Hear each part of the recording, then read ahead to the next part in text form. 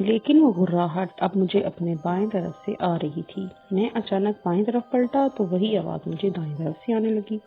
اب وہ آواز کبھی دائیں، کبھی بائیں طرف، کبھی پیچھے سے، کبھی آگے سے آنے لگی، کبھی دور ہو جاتی اور کبھی قریب سے آنے لگتی۔ اچانک مجھے شدید ڈر میرے بدن میں دوڑ گیا، میری پنڈلیاں اور پیر سن ہو گئے، مجھے لگا کچھ گڑبڑ ہے۔ اچانک میری نظر پڑی تو ایک سیاہ بلی دیوار پر بیٹھی سرخ آنکھوں سے مجھے گھور رہی تھی۔ اس کی آنکھیں انگاروں کی طرح دہک رہی تھیں۔ میں کانپتے ہوئے اسے دیکھ رہا تھا۔ اتنی ہمت نہیں تھی کہ میں بھاگ کھڑا ہوں۔ پھر وہ اچانک بڑی ہونے لگی اور میرے دیکھتے ہی دیکھتے وہ بکرے جتنی بڑی ہو گئی اور ایسی نظر آ رہی تھی کہ جس طرح نیشنل جیوگرافک چینل میں کالا چیتا ہوتا ہے، کیونکہ وہ بالکل سیاہ بلی تھی۔ پھر اچانک اس نے ایسی پوزیشن لی جیسے وہ دیوار پر سے مجھ پر سے چھلانگ لگانے والی ہو۔ میرے منہ سے ایک زوردار چیخ نکلی۔ میں ایک ہی چھلانگ میں نیچے اترا اور نیچے سیڑھیوں کی طرف بھاگ گیا۔ میری چیخ اتنی بلند تھی کہ میرے امی ابو اور بڑا بھائی صحن میں آ گئے اور میں سیڑھیوں سے نیچے آتے ہی گر کر بے ہوش ہو گیا۔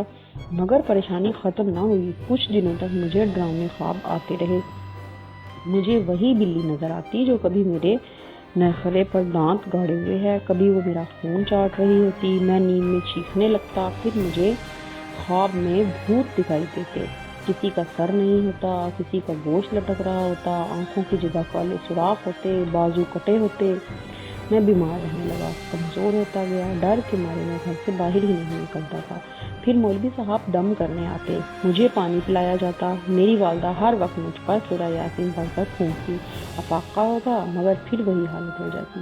بیٹھے بیٹھے چیخیں مار کر بے ہوش ہو جاتا۔ ایک روز میں بیٹھا پڑھ رہا تھا کہ کسی کام سے کمرے میں اندر اپنی امی کے پاس گیا۔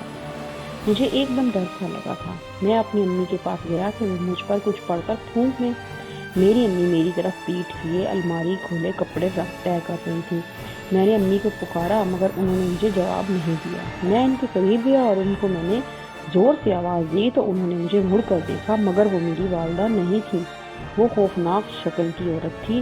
اس کا رنگ تانبے جیسا تھا، آنکھیں اس کی سرد اور منہ کا دانہ بڑا تھا۔ وہ ہاتھ پھیلائے ہنسی چلی جا رہی تھی اور مجھے اپنی طرف بلا رہی تھی۔ اس کے دانت چمک رہے تھے۔ میں تو پہلے ہی ڈر کر اپنی والدہ کے پاس کچھ دم کروانے آیا تھا۔ اس عورت کی شکل دیکھی تو وہیں بے ہوش ہو گیا۔ جب ہوش آیا تو مولوی صاحب میرے سرانے بیٹھے کچھ پڑھ رہے تھے۔ میرے ابو شدید پریشانی میں بیٹھے تھے۔ مولوی صاحب کے پوچھنے پر ان کو میں نے ساری بات بتائی تو وہ سوچ میں پڑ گئے۔ پھر اس طرح کے واقعات میرے علاوہ میرے گھر کے دوسرے افراد کے ساتھ بھی پیش آنے لگے۔ کبھی باتھ روم کا دروازہ اندر سے بند ہو جاتا، پانی کی آوازیں آنے لگتی، تھوڑی دیر بعد دروازہ کھل جاتا لیکن اندر کوئی نہ ہوتا۔ ایک بار ہم سب رات کو ٹی وی دیکھ رہے تھے کہ بجلی کا بٹن ٹھک سے اوپر ہوا اور بلب بجھ گیا۔ ایک بار میری امی کی چارپائی کمرے کے بیچ میں کسی نے کھینچ کر دور کر دی جب وہ سوئی ہوئی تھی۔ چیزیں ہم ایک جگہ رکھتے مگر ہمیں ملتی دوسری جگہ سے تھی۔ گھر کا ہر فرد ڈرا اور سہما رہنے لگا۔ کوئی میرے ساتھ نہیں بیٹھتا تھا۔ سارے بہن بھائی مجھ سے خوف کھانے لگے۔ کالج میں دوسرے دوست دور رہنے لگے تھے۔ کئی بار ہم دوست بیٹھے ہوتے تو میرے سائیکل کی گھنٹی خود بخود بجنے لگتی۔ ہمارے گھر کا سکون غارت ہوئے 7 مہینے ہو گئے تھے۔ میں اپنی حالت سے اتنا تنگ ہوا کہ خودکشی کا سوچنے لگا۔ ایک روز ہمارے مولوی صاحب اپنے ساتھ ایک بزرگ کو لے آئے اور بتایا کہ یہ میرے مرشد ہیں۔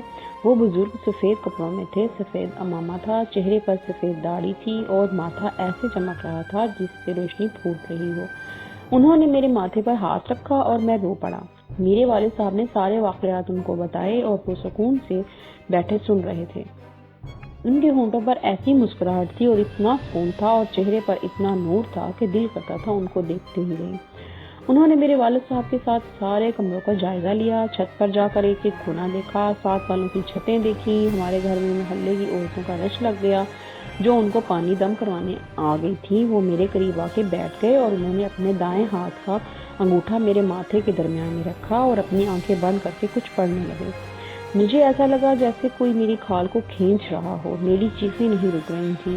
میں ان کا انگوٹھا اپنے ماتھے سے ہٹانا چاہتا تھا مگر ہاتھ نہیں ہلا سکتا تھا۔ میرا بھائی مجھے بتاتا ہے کہ وہ 1 گھنٹے سے زیادہ کچھ پڑھتے رہے اور تمہاری دل خراش چیخیں سننا ہمارے بس سے باہر تھا۔ آہستہ آہستہ میں پرسکون ہوتا چلا گیا۔ آنکھیں کھولیں تو وہ مجھے دیکھ رہے تھے، ان کے چہرے پر مسکراہٹ تھی۔ انہوں نے پانی منگوا کر دم کیا، کمرے کے ہر کونے میں پانی چھڑکا گیا اور 2 گھونٹ پانی مجھے پلا دیے۔ وہ 2 گھونٹ پانی ایسے جیسے کوئی آب حیات تھا کہ پیتے ہی میرے سر سے 7 مہینے کا چڑھا ہوا بوجھ اتر گیا۔ میرے کندھے ہلکے ہو گئے، میرے جسم میں سکون دوڑنے لگا، میری بجھی آنکھیں روشن ہو گئی۔ میں اٹھ گیا اور ان کی ہتھیلی پر سر رکھ کر رونے لگا۔ وہ میرے سر پر ہاتھ پھیرنے لگے۔ انہوں نے سب گھر والوں کو کہا کہ نماز اپنے وقت پر پڑھنا اور حرام، جھوٹ، غیبت سے بچنا اور ہر روز 4 کل پڑھ کر اپنے ہاتھوں پر پھونک مار کر پورے جسم پر پھیر لیا کرو، کوئی بلا قریب نہیں آئے گی، اور جو آئی تھی وہ میں باندھ کر اپنے ساتھ جا رہا ہوں۔ اللہ اس گھر کی حفاظت فرمائے۔ پھر وہ چلے گئے۔ آج اس بات کو 2 سال ہو گئے ہیں اور اللہ کا شکر ہے کہ پھر کوئی واقعہ پیش نہیں آیا۔ اب بھی میں روز 4 کل 3 بار پڑھ کر ہاتھوں پر دم کر کے پورے جسم پر پھیرتا ہوں۔